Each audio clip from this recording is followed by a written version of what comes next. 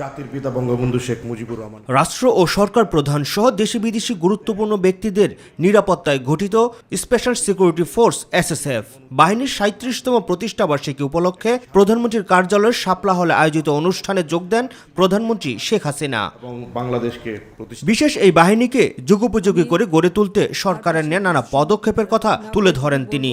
SSF এর সক্ষমতা বৃদ্ধিতে ইতিমধ্যে আমরা অত্যাধুনিক সরঞ্জাম সংযোজন করা হয়েছে, যা এই বাহিনীর দক্ষতা আরও বৃদ্ধি করেছে।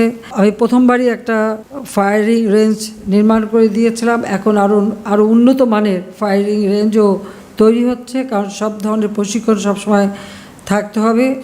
বারবার আঘাত আসার পরও দেশকে এগিয়ে নিতে পিছপা হননি জানিয়ে প্রধানমন্ত্রী বলেন, উন্নয়নের পথে কারোর খবরদারির কাছে নতজানু হবে না বাংলাদেশ। বারবার আঘাত এসেছে, মানব ঢাল রচনা করে আমাকে বারবার আমার দলের নেতাকর্মীরা নিজেদের জীবন দিয়েও বাঁচিয়েছে। কাজে আমি এখনও সেই প্রত্যয় নিয়েই আমার পথ চলা। এখানে ব্যক্তিগত চাওয়া পাওয়ার কিছু নেই, শুধু আমি চাই আমার দেশকে গড়ে তোলা। স্বাধীন সার্বভৌম দেশ আমাদের, স্বাধীন জাতি আমরা। যুদ্ধে বিজয় অর্জন করি আমরা আমাদের দেশ পেয়েছি। কারো খবরদারির কাছে নতজানু আমরা হব না, এটাই আমাদের সিদ্ধান্ত। দেশের উন্নয়নকে বাধাগ্রস্ত করতে এখনো চক্রান্ত চলছে উল্লেখ করে প্রযুক্তির অবাধ সুযোগের অপব্যবহার যেন না হয় সেদিকে সতর্ক থাকার পরামর্শ দেন প্রধানমন্ত্রী।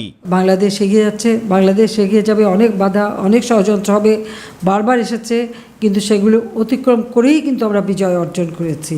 কাজে এখনও অনেক বাধা অনেক চক্রান্ত আছে, কারণ একটা দেশ যখন এত দ্রুত অগ্রগতি লাভ করে সেটা অনেকেই হয়তো সহ্য করতে পারে না, সেই জন্যই নানা ধরনের উৎপাত শুরু করে। তো সেগুলি নিয়ে ঘাবড়াবার কিছু নেই।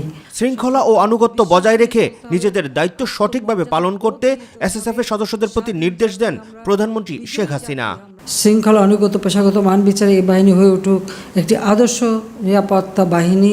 রাকিব হাসান, মাই টিভি, ঢাকা। আমি এই প্রত্যাশা